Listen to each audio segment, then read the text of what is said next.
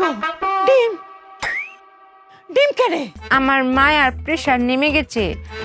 ডিম খেলে যে প্রেশার দাঁড়ায় এটা বুদ্ধি না কাটালে কি বেরোতো? হ্যাঁ জানো মায়া, আমি মনে মনে একটা ডিমই চাইতেছিলাম কাইতাম। দাও ডিমটা দাও। মায়া এখন থেকে আর কেউ বলতে পারবে না চুপিয়া ব্যাক কল। ও বউ, হুম আমরা ঘরে তো তেল আছি না, তেলের যোগানটা তুমি করতে পাইছো গো মায়া? বুদ্ধি কাটিয়েছি মায়া। এরা আবার বুদ্ধি কাটাইছো? কি বুদ্ধি? চোরার কাছে গেছি ডিম বাজতে, গিয়ে দেখি তেল নেই।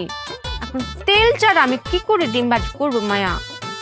পরে অনেক বুদ্ধি কাটাচ্ছিলাম, বুদ্ধি কাটাতে কাটাতে আমার চোখের সামনে দিয়ে সই করে একটা তেলা চলে গেল।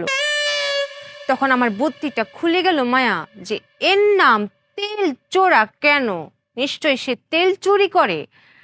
তারপরে আমি কপ করে তাকে ধরে ফেললাম।